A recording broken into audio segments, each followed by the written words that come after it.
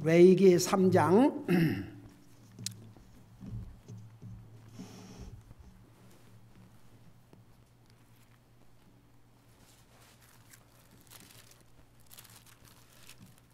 우리 레위기 3장 1절에서부터 5절까지 우리 같이 한 목소리 읽겠습니다. 레위기 3장 1절에서 5절까지 같이 읽습니다. 시작. 만일 그의 봉헌물이 화평 헌물의 희생물이며 그가 그것을 솥대에서 드리려거든 수컷이나 암컷이나 흠없는 것으로 주 앞에 드릴지니 그가 자기 헌물의 머리에 안수하고 회중의 성막문에서 그걸 잡을 것이요 아론의 아들 제사장들은 그 피를 제단의 주위에 뿌릴 것이며 그는 또 그 화평 헌물의 희생물 중에서 주께 불로 예비하는 헌물을 드릴지니 곧 그는 내장을 덮은 기름과 내장 위에 모든 기름과 두 콩팥과 그것들 위에 기름 곧 허리 근방에 있는 것과 간 위에 꺼풀을 콩팥들과 함께 취할 것이요 아론의 아들들은 그것을 제단 위에서 태우되 불 위에 있는 나무 위에 태우는 희생물 위에서 태울지니 그것은 불로 예비하여 주께 향기로운 냄새를 내는 헌물이니라. 아멘. 기도하겠습니다. 사랑의 아버지 하나님, 우리를 구원하여 하나님의 자녀 삼으시고 오늘도 살아계신 주님을 예배하고 섬길 수 있게 하시고 이 시간에는 주님의 존귀하신 말씀을 듣게 해주셔서 감사드립니다. 말씀을 전할 이 종을 성령님께서 주님의 도구로, 능력의 도구로 사용하여 주시옵소서. 감사합니다. 사랑합니다. 예수님의 이름으로 감사 기도드리옵나이다. 아멘. 앉으시기 바랍니다. 우리 5가지 헌물 중에서 첫 헌물은 무슨 헌물이라고 그랬죠? 번제 헌물. 그 다음에 두 번째 헌물이 무슨 헌물이었습니까? 음식 헌물. 자, 50개도 아니고 5가지인데 하나하나 잘 기억해 두시기 바랍니다. 오늘 세 번째는 화목 헌물에 대해서 공부하도록 하겠습니다. 우선 이 화목 헌물의 의미부터 우리 보십시다. 이름 그대로 이 헌물은 사람이 하나님과 평화를 갖도록 드리는 헌물로서 드리는 동기에 따라 3가지 종류가 있습니다. 첫째는 서원 헌물, 그 다음에 두 번째 자원 헌물, 세 번째는 감사의 헌물로 구분됩니다. 자, 이것은 다 화평 헌물에 속합니다. 그래서 이 모든 헌물은 바로 하나님과의 화목을 위한 헌물입니다. 자, 여러분 한번 물어보십시다. 이 화목 헌물을 왜 드리는 것 같아요?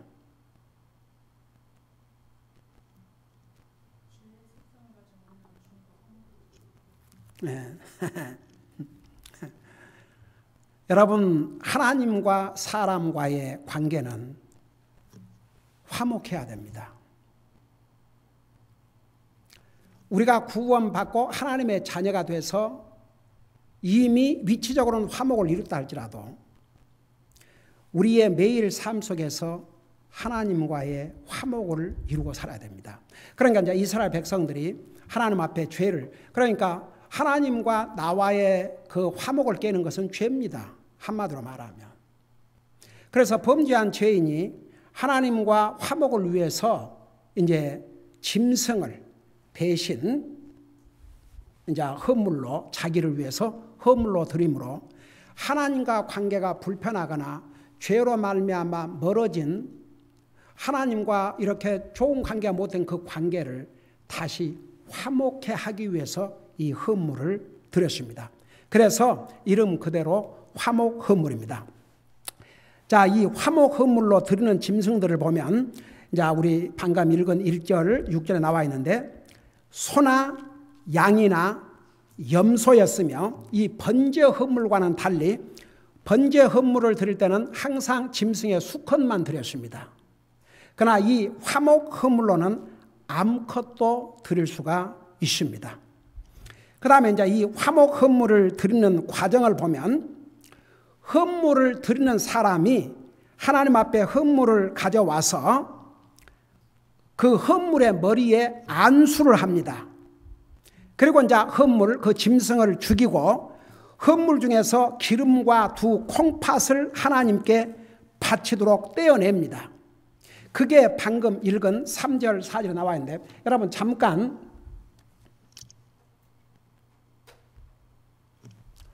저렇게 이제 짐승을 가져오면, 이 경우는 그 짐승을 하나님 앞에 죄를 짓고 하나님과의 화목을 깨뜨린 사람이 저 짐승을 가지고 와서 저 머리에다가 누가 안수를 하냐 그러면 죄를 지은 그 사람이 안수를 합니다.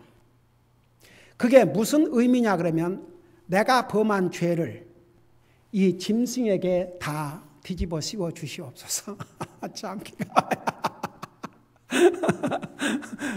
내가 지은 잘못을 이 짐승에게 덮어 씌우셔가지고 이 짐승이 죽음으로 내 죄를 용서해 주시옵소서. 참 기가 막힌. 자, 이것을 통해서 누가 보입니까? 장차 나와 여러분의 죄를 담당해서 다 뒤집어 쓰시고 죽으실 우리 예수님이 보이지요. 자, 이때에 제사장은 무엇을 하느냐? 그 헌물의 피를 단 사면에다가 뿌리고 이제 죽여서 그 다음 그림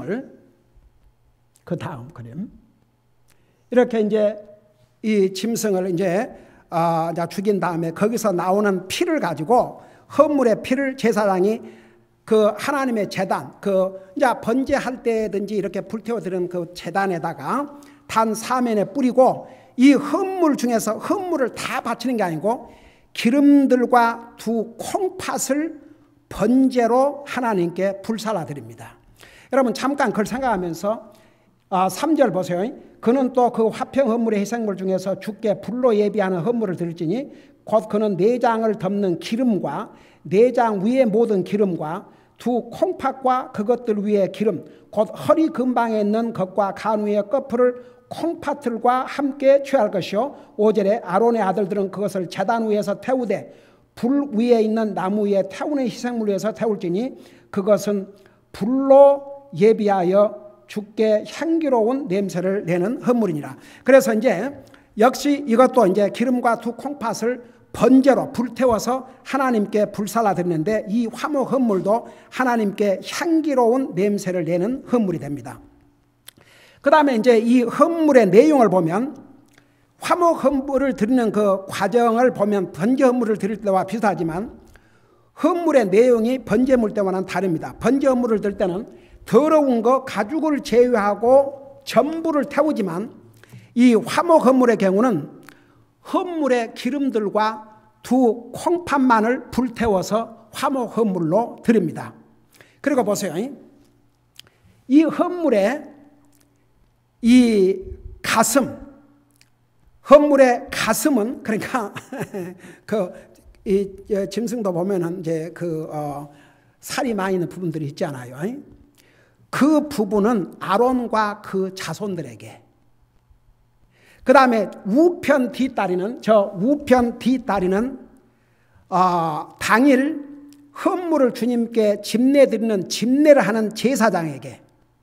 그 다음에 이제 나머지 헌물, 그 몸뚱아리와 나머지 헌물은 이 헌물을 하나님 앞에 드리는 자가 그 가족과 그 다음에 종들과 그리고 레위 자손들과 하나님의 성전에서 같이 먹었습니다. 자, 이제 잠깐 보세요. 여러분 음식은 원래 자기 좋아하는 사람들과 먹어요? 원수하고 먹어요? 제가 수없이 얘기했죠. 부부라도 화목하지 못하면 밥부터 안 먹어요. 원수하고 밥을 먹는 게 아니에요. 여러분 한 가족을 우리 한국말로 다른 표현을 쓰는데 그게 뭐예요? 식구라는 뜻이 뭐인 줄 아세요?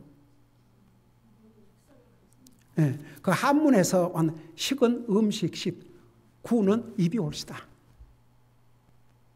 이게요, 뭐 건강 찾고 어쩌고 하는데 그 국 끓여가지고 다 큰 통에서 각각 떠먹는 그 맛.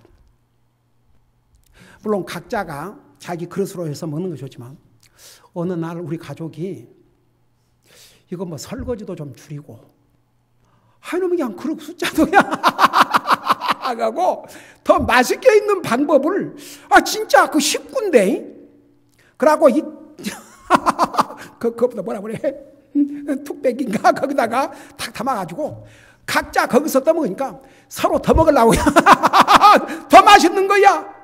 각자 자기 그릇에다 떠다 놓고 먹는 것보다도 그냥 더 맛있는 거예요. 그래서 참 식구라는 게 좋은 거예요. 한 가족이 한 그릇에서 밥을 먹고 그게 화목이에요. 그래서 이 헌물만큼은 기름과 두 콩팥만 불태워서 하나님 앞에 헌물로 드리고 나머지는 사람이 다 먹는 거예요. 아론과 그의 자손들이 먹고 그날 집례를 하는 이 제사장이 먹고 그 다음에 나머지는 그 헌물을 가져온 그 사람과 가족과 종들과 그리고 레위 자손들, 성전에서 일하는 레위 자손들과 함께 나눠 먹었어요. 여러분 보세요. 소나 이건 지금 그 양을 해놓은 것 같은데 소 같은 경우를 한번 생각해 봐요. 그 양이 대단한 양 아닙니까? 그러니까 그 해가지고 다 하나님의 성전에서 먹는 거예요. 그래서 하나님과 화목, 사람과의 화목, 이것을 참 아름다운 모습이죠. 자, 이제 이 화목 헌물과 예수님과의 관계를 좀 보십시다. 이미 여러분들은 이 화목 헌물을 통해서 예수님을 보셨죠. 항상 구약 성경에 있었던 모든 것은 어디에다가 포인트로 하는 거니? 예수 그리스도. 자, 구약 시대 때는 아직 예수님이 이 땅에 오지 않으셨지 않습니까? 그러니까 이 땅에 우리를 구원하러 오실 예수님과의 관계를 이렇게 포인트를 이제 하고 있는데 이 화목 헌물을 통해서는 어떤 예수님을 보여주고 있는 거 아니? 예수님과 보세요. 예수님이 이제 하나님이신데 예수님이 이 땅에 오시기 전에는 하나님과 우리 사람과의 관계를 성경에서 뭐라냐? 원수라고 그랬어요. 잠시 후에 이제 성경을 보십시다. 그리고 이스라엘 백성들과 이방인들과는 아예 상종을 하지 않았습니다. 이스라엘 민족들은 하나님의 택한 특별한 백성들입니다. 이방인들을 계취급했습니다. 여러분 사실 우리 에베소 공부하면서 이방인들은 우리는 하나님의 언약의 백성들이 아니었다고 그랬습니다.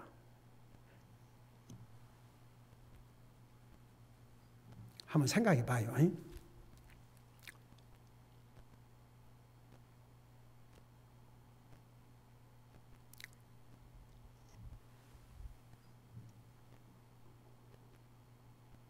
사람과의 관계도 원수가 돼가고 있다면, 근데 이제 원수라는 것은요, 자기와 관계가 없는 사람들, 자기가 모르는 사람들과는 원수 그런 것도 필요 없습니다. 보통 자기와 관계가 있는 사람들이 나중에 변해갖고 원수 관계도 되고 그러지요. 어디 자기와 아무 상관도 없는 사람들과는 무슨 원수 관계 이런 관계가 필요 없습니다. 근데 뭐 자기가 아는 사람들이라든지 뭐 가족이라든지 친척이라든지 이런 사람들과는 서로 인간 관계가 있었는데 나중에 그 관계가 나빠져서 이제 원수 관계가 되고, 여러분 사람들 그러잖아요. 어떤 그 자기가 싫어하는 사람들은 내 눈에 흙이 들어가도 그 사람 안 본다고. 그게 이제 안 믿는 사람들은 그렇게 얘기하죠. 그래서 사람들과의 관계에서도 그런 관계 있으면 그 얼마나 불편하고 힘들 일입니까? 근데 하나님과 원수가 돼 있다. 이거 얼마나 기가 막힌 일입니까?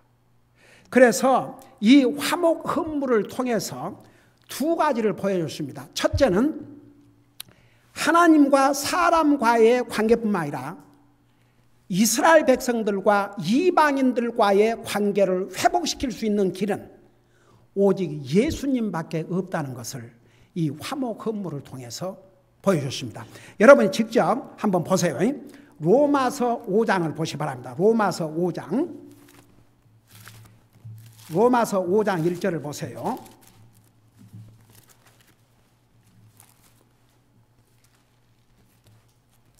자, 로마서 5장 1절을 보시 바랍니다. 우리 찾으셨으면 우리 같이 한번 읽어봐요.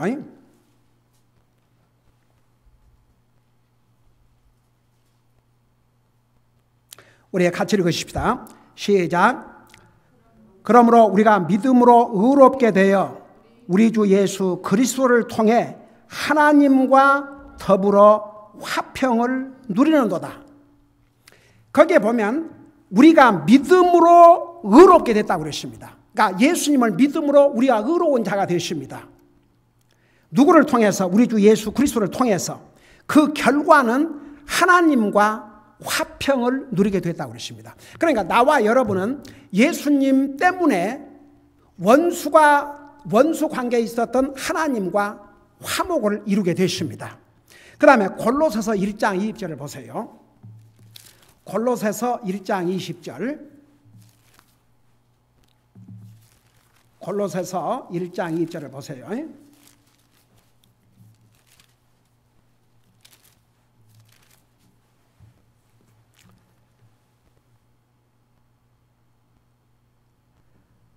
자, 거기 보니까 그분의 십자가의 피를 통해, 우리 예수님의 피를 통해 화평을 이루사 그분으로 말미암아, 그러니까 예수님으로 말미암아 모든 것들이, 즉 내가 말하노니 그분으로 말미암아 땅에 있는 것들이나 하늘에 있는 것들이 자신과 화해하게 하셨느니라. 그 다음 절을 보세요. 한때는 너희가 사악한 행위들로 인해, 여기에 사악한 행위의 대표는 불신입니다. 하나님 믿지 않는 것입니다.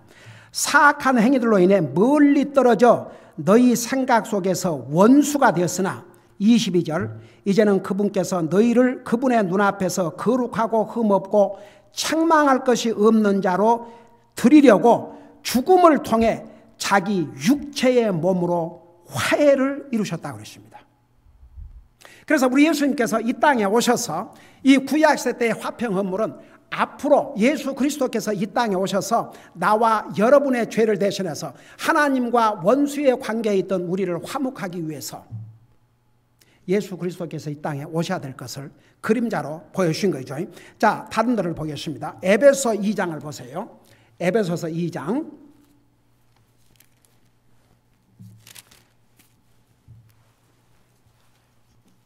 자, 에베소 2장 12절부터 보시 바랍니다.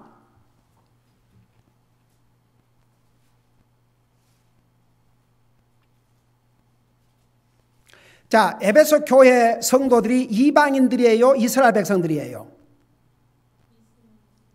대부분이 이방인들입니다. 자, 그걸 생각하면서 12절 보세요. 그때에 너희는, 이 너희라는 게 이방인들로서 이제 구원받은 하나님의 자녀들이 된 거죠. 너희는 그리스도 밖에 있었고 이스라엘 연방 국가 밖에 있던 외인들이며, 여기에 그 이스라엘 연방 국가라는 그 말이 무슨 얘기인 줄 아세요? 여러분, 나중에 진짜 우리 예수님께서 이 땅에 다시 오시지 않아요. 이 땅에 다시 오실 때 우리 예수님이 어떤 분으로 오셔요? 왕으로 오셔요. 앞으로 이 땅에 오실 때는 우리 인생을 구원하러 오는 구세주로 오시는 게 아니고 세상을 다스릴 왕으로 오시는데, 우선 그 예수님께서 어디로 오셔요? 예루살렘으로 오셔요. 그래서 예수님이 누구의 왕권을 가지고 오신다고 그랬어요? 예수님이 누구의 왕권을 가지고 오신다고 그랬어요? 예수님이 누구의 왕권을 가지고 이 땅에 오신다고, 성경에 특별히 누구의 왕권을 가지고 이 땅에 오신다고 그랬어요? 네, 한 번 더 물을게요. 참 기가 막혀서 말이 안 나오네.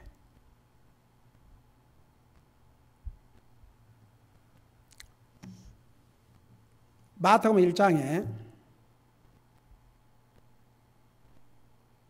제일 이름이 먼저 나온 이름이 있어요. 다윗의 자손 예수 그리스도의 세계라.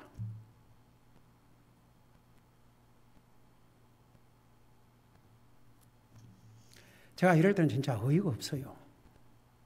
제가 수없이 왜 특별히 그 다윗을 가리켜서 다윗과 그 솔로몬에게 네 왕권을 영원히 지속되리라고 그러셨는데 그 솔로몬을 두고 얘기한 게 아닙니다. 솔로몬도 40년 동안 집권하고 끝났지 않습니까? 죽었어요. 예수님을 가리켰어요. 세상에. 여러분 봐요. 그럼 많은 교회가 있지만 이렇게 자세하고 분명하게 저도 한국교회 다녀봤거든요. 그런 것이 그래도 여러분 정도의 이렇게 미션을 하면 딱 머리에 배어 있어야 됩니다. 입에서 딱 나와야 돼요. 그래서 예수님이 다시 오실 때에 그 다윗에게 이런 약속을 하지 않습니까? 내 왕자가 영원하리라고 그랬거든요. 그게 다윗과 그 아들 세계를 가리키는 게 아닙니다. 사실 그 다윗의 왕권은 언제 끝난 줄 아십니까? 그 유명한 히스기야 왕 손자 때에 끝났습니다. 그 히스기야 왕 손자 때에 바벨론에 완전히 망해서 나라가 없어져 버렸어요. 그래가지고 1948년 이스라엘이 독립할 때까지 나라가 없었습니다. 근데 지금은 그 민주 정치라 이러고 갖고 이제 선거로 당선되는데 이스라엘 그 수상이 다윗의 그 후계자라는 그거 없어요. 그냥 선거돼 갖고 아무라도 이제 수상이 되는 거죠. 언제 다윗의 왕권이 회복되냐 그러면 예수님께서 다시 이 땅에 오셔서 그분의 왕국을 건설하실 때 그때 이제 다윗의 왕국이 형성돼요. 연방 국가를 이루게 됩니다. 그 왕국에 구원받은 모든 하나님의 사람들이 같이 들어갑니다. 여러분 보세요. 연방 국가가 될 수밖에 없는 게 이제 나중에 나 한국 사람, 미국 사람, 그 뭐 각 나라 사람들이 다 이제 구원받은 사람들은 다 그 왕국에 들어가거든요. 근데 우리가 구원받기 전에는 상관이 없는 사람들이었습니다. 외인들이었습니다. 그 다음에 보세요. 외인들이며 약속의 언약들에서 분리된 낯선 자요. 그러니까 하나님의 언약의 백성들은 이스라엘 백성들밖에 없었습니다. 우리는 아니었어요. 근데 이제 예수님을 우리가 영접하고 구원받은 다음에 하나님의 언약의 백성이 됐어요. 근데 그 언약을 무슨 언약이라고 그랬어요? 나 이것도 대답 안 해주면 이제 오늘 점심 없어요.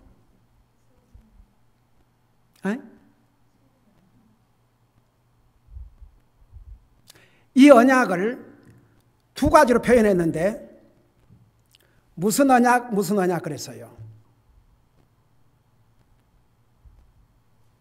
자, 저 좀 봐요. 지금 성경 아무리 뒤져봐도 이런 거 못 찾아. 솔직히 고백하고 그냥 얘기나 봐요. 지금 어느 세월에 찾아?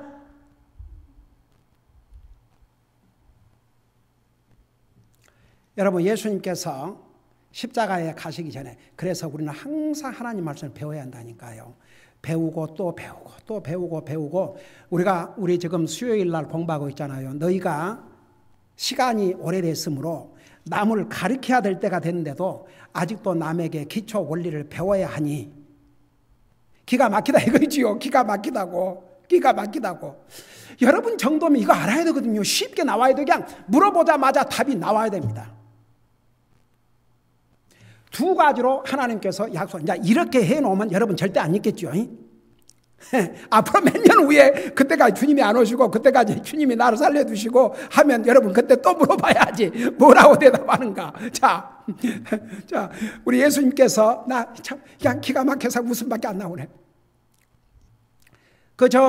십자가에 돌아가기 전에 마지막 같이 그 식사했던 걸 뭐라 그래요? 주의 만찬, 또 라스트 서퍼 마지막 이제 그거 하시면서 우리 예수님이 뭐라고 얘기하셨어요? 이는 너를 위하여 흘린 내 피다 그러면서 너희에게 새로운 언약을 주시나. 새 언약 뉴 카버넌트. 그 뉴 카버넌트가 뭐냐 그러면 피의 언약이라고 그랬습니다.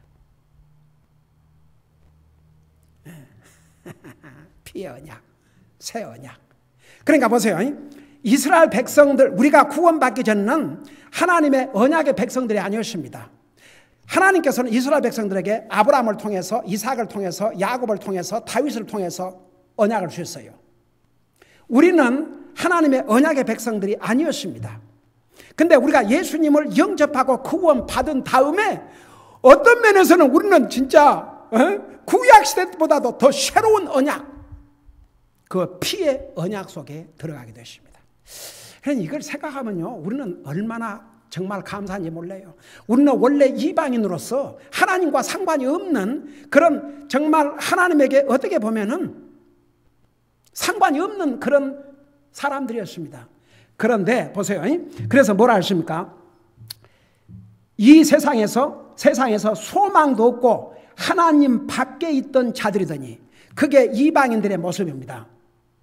그러면서 뭐라 했어요? 13절, 이제는 한때 멀리 떨어져 있던 너희가 그리스도 예수님 안에서 그리스도의 피로 가까워졌느니라. 그러고 나서 14절, 그분은 우리의 화평이시니라. 그 다음에 14절, 16절을 봐요.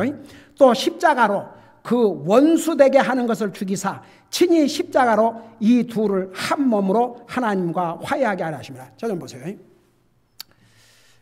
그 이스라엘과 이방인들은요, 도저히 합쳐질 수 없는 줄 알았어요. 구약시대 때 교회라는 게 있었어요, 없었어요? 구약시대는 교회가 없었습니다. 그래서 이 교회를 통해서 이방인들과 이스라엘들과 하나가 되게 해주셨어요. 이게 어메이징, 천사도 몰랐다 그랬습니다. 앞서간 선지자들도 이 어마어마한 비밀을 몰랐다 그랬습니다. 구약시대의 선지자들도 이것을 정말 알기를 원했다 그랬습니다. 그런 어마어마한 비밀이 이방인들과 유대인들이 하나가 된다. 그것은 구약시대 때에 감춰진 비밀이었습니다. 그런데 신약시대에 와서 예수 그리스도를 통해서 유대인이나 이방인이나 하나가 되는 그 원수, 그야말로 철천지 원수 관계에 있었던 이방인들과 이스라엘들. 여러분, 이스라엘 역사를 보면요, 이방인들은 항상 이스라엘 죽이려고 그랬습니다. 여러분, 우리 한국 역사를 보면요, 자랑스러운 게 있어요. 우리 한국의 역사를 보면 한국 사람들이 이니셜리 외국 나라를 공격해서 먹으려고 한 적이 없었던 것 같아요. 근데 저 중국, 기회만 되면 한국을 먹으려고 그랬죠. 그 다음에 이제 일본까지 나서가지고 한국을 먹으려고 하다가 결국은 방심한 사이에 2조 500년 만에, 2시 조선 500년 만에 한국도 망해버렸지 않습니까? 일본에게. 예. 그러니까 참 어메이징. 그래서 참 한국 민족들은 그래도 다른 사람을 이렇게 공격하지 않았지만 공격을 당하면 가만히 있지 않았지요. 이스라엘 백성들은요, 주변 국가들에게 지금도 마찬가지입니다. 항상 공격을 당합니다. 아주 원수 취급을 해도 보세요. 예를 들어 중동지하에서 유일하게 민주 정치를 하고 있는 나라가 바로 이스라엘입니다. 여러분, 세계 미디어, 세계 리버럴 미디어는 사탄의 권세 아래 놓여 있습니다. 이스라엘을 악평하지 이스라엘의 좋은 일은 절대 보도하지 않습니다. 세계에서 무슨 재난이 당하면요, 그 이스라엘 백성들은 얼마나 정말 분해가 특별한 사람들이에요. 솔직히 말해서 그 사람들이 제일 먼저 가서 도와주고 기술 제공하고 의학 제공하고, 그런데도 이 리버럴 미디어들이 이스라엘 사람들이 좋은 일 하는 것은 절대 안 보여줍니다. 그런데 주변 국가에서 그 테러리스트들이 공격하면요, 공격을 하면 방어를 해야 되니까 그 방어해서 포탄을 쏴고 그러면 그건 대문짝처럼 보도를 해가지고 세계에서 이스라엘을 비방하게 만듭니다. 그리고 그 세상에 이스라엘 한 거리에서 그 칼로 찔러 죽이고 이래갖고 이스라엘 사람들이 죽는 것은 별로 관심 없어요. 근데 이스라엘이 방어하다가 포탄이 날아가서 적이 한 사람 죽었다 그러면 완전히 난리를 꾸미고, 여러분 그 대학교 캠퍼스에 가보면요, 반유대, 그래갖고 친프로 팔레스타인. 지금도요, 이 이스라엘을 대적하는 그 그룹이 다 이렇게 배 위에서 진을 치고 있습니다. 왜 하나님의 백성들은 우리에게 이스라엘 평화를 위해서 기도하라 그런 줄 아세요? 우리는 빚진 자들입니다. 그 민족을 통해서 우리의 메시아가 오셨습니다. 결국은 그 주님 때문에 우리가 구원을 받았습니다. 여러분, 지난 과거에 4명의 대통령들이 선거 기간 동안에는 유대인들의 표를 얻기 위해서 미국의 대사관을 이스라엘 수도인 예루살렘으로 옮긴다고 선거 기간 동안은 4 대통령이 약속을 했습니다. 클린턴, 2 부시 대통령, 오바마. 그리고 딱 당선되니까 나 몰라라 그랬습니다. 왜 그런 줄 아세요? 아니 모든 나라가 다 예루살렘, 아니 보세요, 다 예를 들어 와싱턴 수도 예루살렘에 세계 각 대사관이 와 있어요. 여기 무슨 LA에 대사가 있는 게 아니고 영사들이 있죠. 근데 이스라엘 나라, 미국은 절대 예루살렘에 대사관을 오픈하면 안 된다 이거죠. 그래서 몇십 년 동안을 오픈을 못했어요. 너무나 반대가 심하니까. 근데 이 대통령이 선거 때 약속을 했고 그걸 시행을 했어요. 그 시행을 했을 때 89개의 나라가 유엔에서 반대 데모를 하고 난리를 했지 않습니까? 그러니까 미국이 무엇을 선언했습니까? 이런 식으로 유엔에서 계속 반대를 하면 유엔 대사관이 어디가 있어요? 미국 땅에 있어요. 뉴욕에. 대부분의 경비를 어디에서 지불한 줄 아십니까? 미국에서. 미국 일하는 백성들이 내는 세금으로 지불을 하고 있습니다. 근데 그 유엔이라는 기관에서 이스라엘에게 불리한 짓만 다 하고 그래요. 이게 산 증거물입니다. 여러분 보이세요? 얼마나 이스라엘 백성들을 미워하고 증오하고 싫어하는지 그게 보이세요? 이게 성경이 리얼입니다. 리얼. 도저히 이스라엘과 이방인들과는 하나가 될 수가 없습니다. 이런 철천지 원수가 됐습니다. 이방인들이 그렇게 미워했습니다. 그렇게 미움을 당하니까 여러분 우리 한국 사람들, 일본 사람들 좋아해요? 솔직히 말해서 아이고 안 좋아해요. 젊은 애들도 그 역사를 배워봐요. 우리 큰딸 여기서 태어났기 때문에 그런 거 잘 모르고 살았죠. 근데 대학교에서 어떻게 그 역사를 배우면서 일본에게 어떤 그 한국이 당한 그걸 보고 나서 눈이 떠진 것이죠. 그건 어쩔 수 없어요. 여러분 우리는 이스라엘 사람이 아니기 때문에 그거 못 느끼고 사는데요. 이스라엘 사람들은요. 진짜 더더구나 이스라엘 본국에 사는 사람들은 날마다 여러분 그 널스리 케어라든가 킨더가든이 전부 어디에 있는 줄 아세요? 지하 벙커에 있어요. 벙커. 언제 폭탄이 날아올지 모르니까 그 아이들을 보호하기 위해서. 놀이터고 이런 게 어디가 있는 줄 아세요? 다 지하에 가 있어요. 지하. 벙커 아래가. 생각해 보세요. 근데 예수 그리스도를 통해서 이방인과 유대인들이 하나가 되게 해주셨습니다. 그래서 방금 우리가 읽은 그 말씀이 그 부분이에요. 이 두 원수, 그 16절에 또 십자가로 그 원수되게 하는 것을 죽이사 친히 십자가로 이 둘을 한 몸으로 하나님과 화게하게 하셨느니라.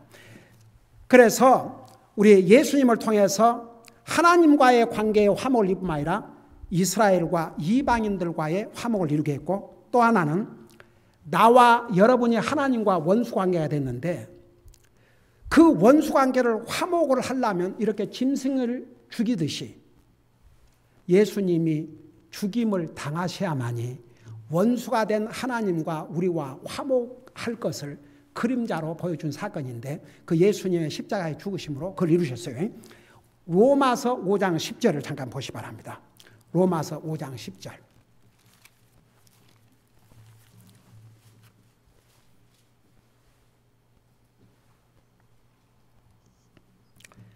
(10절에) 보니까 우리 같이 읽겠습니다. 시작. 그분께서는 죽는 것을 통해 친히 죄에 대하여 단 한 번 죽으셨으나 살아계심을 통해 친히 하나님께 대하여 살아계시나니. 자, 여기에 보니까 5장 10절 내가 잘못 5장 10절을 보세요. 우리 같이 읽어봐요. 시작.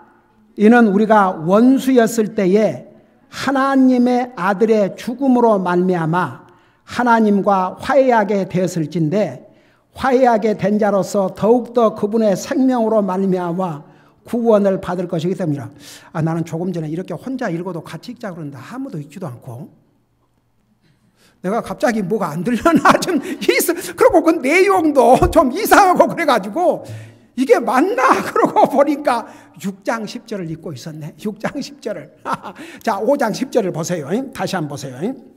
네, 설명할게요. 우리가 원수였을 때 그랬어요. 한번 생각해 봐요. 하나님과 우리가 원수였습니다. 원수였을 때에 하나님의 아들의 죽음으로 말미암아 하나님과 화해하게 됐다 그러십니다. 그래서 예수님이 죽지 않을 수가 없었어요. 그러니까 이 헌물을 통해서 저렇게 짐승이 죽임을 당하듯이 우리 예수님께서 아마 예수님을 가리켜서 어린 양이라고 하셨기 때문에 아마 이 그림도 양으로 보여준 것 같아요.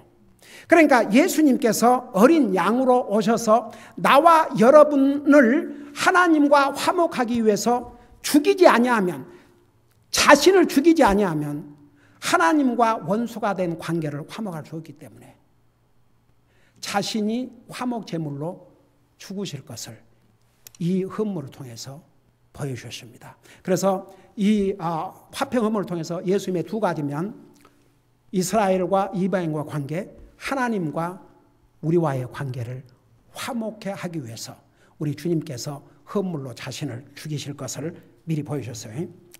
자, 이것을 하고 마치겠습니다. 그러면 이 화목 헌물을 통해서 우리에게 주신 교훈이 뭐인가? 그 첫째는 하나님과 화목을 이루고 살아야 됩니다. 여러분, 사실 우리가 예수님을 영접하고 구원받은 다음에 위치적으로는 이미 하나님과 화목을 이루었습니다. 그런데 그 화목의 이 관계면에서 항상 화목을 이루고 살 것 같아요? 아니면 그 화목이 깨질 수도 있을 것 같아요? 자, 이게 항상 사람과의 관계를 갖고 예를 든다는 것은 한계가 있지만, 예를 들어서 부부지간에도 화목이 깨질 수 있어요, 없어요? 근데요, 그 부부 관계는 참 그런 것 같아요. 결혼을 해서 같이 한 솥에 밥을 먹고 같이 잠을 자고, 그래서 부부 관계를 뭐라 하는 줄 아세요? 인티밋 릴레이션십, 영어로. 그 누구도 알 수 없는 비밀의 관계를 부부는 다 공유를 해요. 그러니까 부끄러울 것도 없고 말 것도 없어요.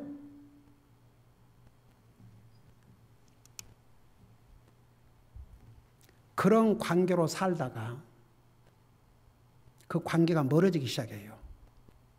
왜 그래요? 그걸 그럼 여러분이 알아야 그 다음은 우리가 이해를 하기 쉽지. 왜 그래요?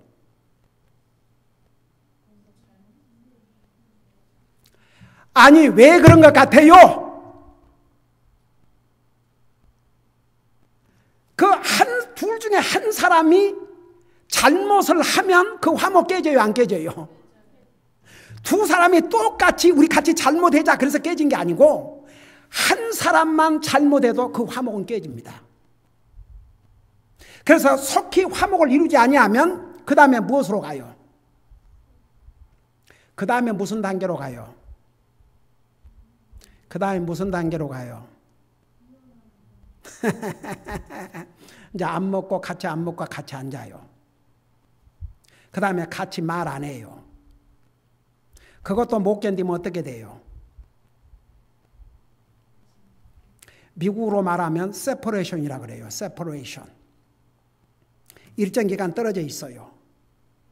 그리고 나서 다시 합해질 소망이 없으면 어디로 갑니까? 이혼으로 가는 거죠. 부모 자식이라 할지라도 화목이 깨질 수 있어요, 없어요? 부모가 예를 들어서 자식들에게 필요 이상을 강요한다든지 뭐 그냥 폭력을 일삼다든지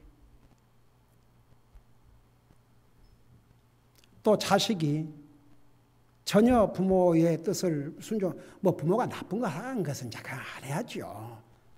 자식으로서 도도 안 하고 완전히 기본적인 것도 무시하고 살 때 그 좋은 관계가 되겠습니까? 그러니까 항상 사람과의 관계를 가지고 설명한다는 것은 한계는 있긴 한데 그러면 우리가 예수님을 믿음으로 하나님과의 관계에 화목을 이루었지만 그 화목을 깰 수 있습니다. 어떨 때 그 화목이 깨질 것 같아요? 죄를 지으면. 그래서 우리가 죄를 지었을 때 여러분 보세요. 그 죄라는 기준이 뭔지 아십니까? 꼭 무슨 세상 사람 말하는 그런 악이 아니고 성경을 넓게 보면 보세요. 믿음으로 살지 않으면 그 죄라고 그랬어요. 내가 아주 노래를 부르는 범사에 감사라 이는 예수 그리스도 안에서 너희를 향하신 하나님의 뜻이라는데 하나님의 뜻을 거스르는 게 죄지요. 그러니까 죄를 범하면 보세요. 하나님 관계에 화목에 금이 갑니다. 그 다음에 하나님을 예배하고 섬기는 삶을 제대로 살지 아니하면 하나님 관계가 금이 갑니다. 그래서 우리가 이제 위치적으로 화목 관계로 했지만 부부가 결혼을 해서라도 항상 서로 화목하게 살려면 서로 잘해야 돼요. 그러니까 사람과의 관계에서는 한쪽이 잘못해도 화목이 깨지는데요. 하나님과의 관계에서는 하나님이 잘못할 리가 없으니까 우리가 잘하면 돼요. 그러니까 우리가 연약해서 죄를 범하면 하나님 앞에 얼른 용서를 구하고 항상 주님이 내 삶의 우선순위 주님을 예배하고 섬기는 이 삶만큼만 하고 살면 우리가 잘못할 때 고백하고 주님을 예배하고 섬기는 삶을 계속 살면 하나님과 관계는 계속 화목을 이루어요. 근데 죄를 짓고도 하나님 앞에 고백하지도 않고 주님을 예배하고 섬기는 것을 소홀히 여기고 그러면 점점 하나님 관계가 멀어져요. 그러면서 하나님과 평화의 삶이 멀어집니다. 그래서 여러분 우리는 예수 그리스도를 통해서 원수가 된 하나님 관계에 화목을 이루었습니다. 엄청난 대가를 치르고 화목을 시켰습니다. 그래서 우리가 항상 하나님과 화목을 유지하고 살기 위해서는 우리가 잘못했을 때 얼른 고백하세요. 절대 그것을 킵하지 마세요. 그리고 항상 주님을 예배하고 섬기는 것만큼은 여러분의 우선적인 삶을 하고 사세요. 그 다음에 요거 하나 더 하고 마칠게요. 우리 믿는 사람들은요, 사람과의 관계에서 화목을 이루고 살아야 됩니다. 내가 분쟁을 일으키는 사람이 되면 안 되고 화목을 이루는 사람의 삶을 살아야 됩니다. 요 한 가지만 하고 마치십시다. 히브리서 여러분 눈으로 직접 봐요. 히브리서 12장 14절.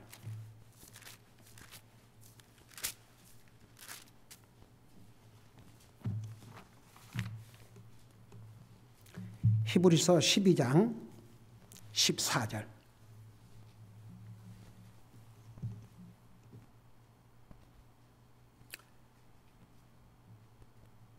자, 찾았으면 다 같이 한번 읽어보십시다. 시작. 모든 사람과 더불어 화평함과 거룩함을 따를지니 그것들이 없이는 아무도 주를 보지 못하리라. 저 좀 봐요. 제가 이제 구원을 받고 나서 전에는 그냥 무심코 읽었겠죠. 근데 이 부분을 읽으면서 상당히 충격을 받았어요. 여러분 잘 한번 보세요. 모든 사람과 더불어 화평함과 거룩함을 따를지니 그것이 없이는 아무도 주를 보지 못한다. 그 말이 무슨 말이에요? 주를 못 본다 그 말은 주님 앞에 못 간다 그 말 아닙니까? 근데 이 성경 전체 사상을 볼 때 구원은 예수님을 믿는 것이 중요한데 예수님을 믿음으로 구원받고 하늘나라 가는데 그러면 사람과 화목을 이루지 못하고 거룩함을 따르지 못하면 주를 보지 못한다 그러면 이제 하늘나라를 못 간다는 얘기인가? 여러분 그런 생각 들 수 있겠어요? 안 들 수 있겠어요? 저는 처음에 진짜 이게 뭔 말인가? 이건 어떻게 보면 성경의 중요한 구원의 교리를 뒤집어 놓을 수 있는 성경 구절이기도 하거든요. 근데 항상 성경은 보세요. 어려운 것은 그 어려운 것을 그것만 가지고 해석을 하려다 보면 진짜 시험에 빠져요.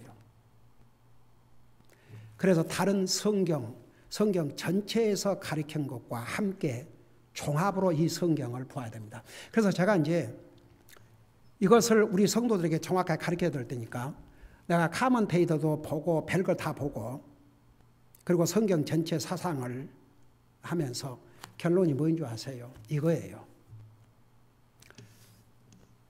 어떻게 그 모든 사람과 화평을 깨고 거룩함을 따르지 아니하면 주님 보지 못하니까 구원을 잃고 지옥 간다 그러면 이 성경 전체에 큰 문제가 생깁니다. 그래서 이 성경을 어떻게 해석을 해야 되냐 그러면 진짜 구원받은 하나님의 자녀들은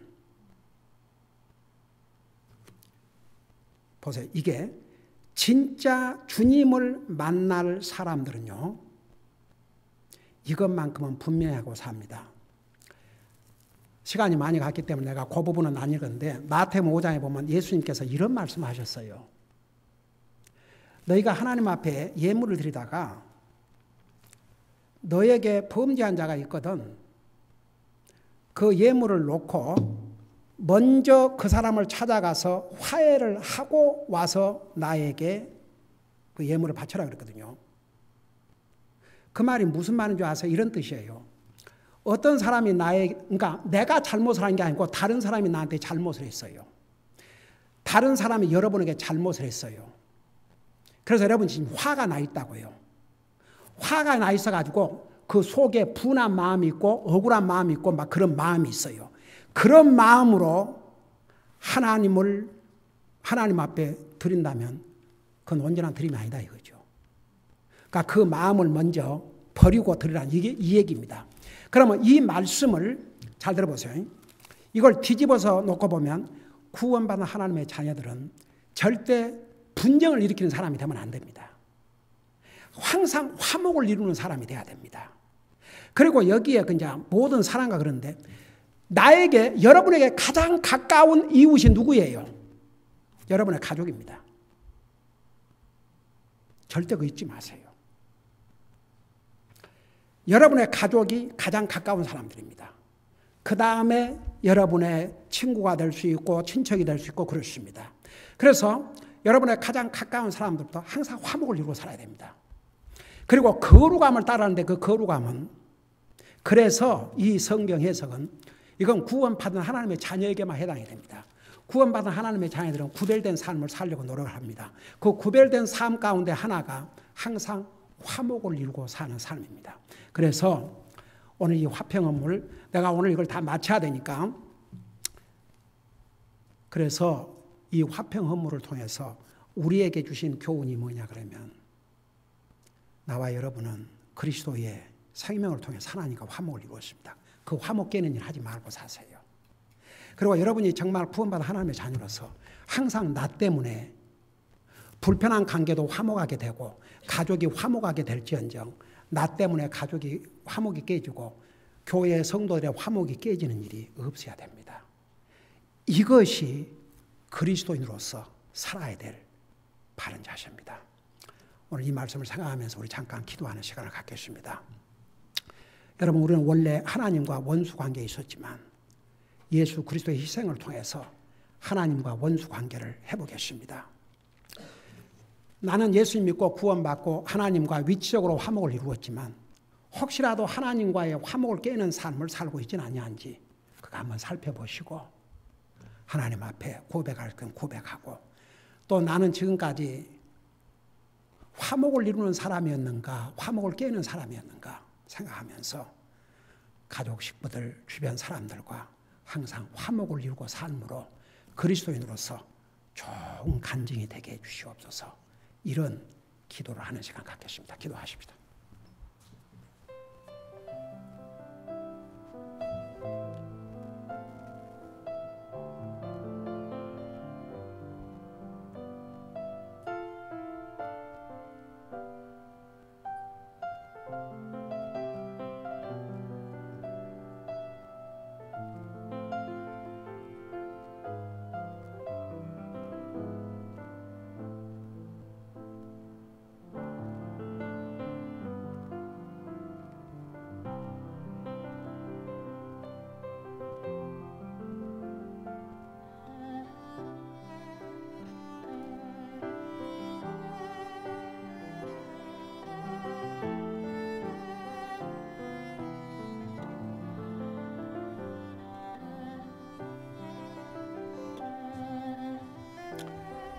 사랑의 아버지 하나님, 우리 예수님이 아니었더라면 우리는 하나님과 원수관계로 살다가 지옥 갈 뻔했는데, 하나님과 원수관계된 우리를 하나님과 화목하기 위해서 예수님께서 화목의 희생물로 자신을 드림으로 하나님과의 관계를 화목하게 만들어 주셨습니다.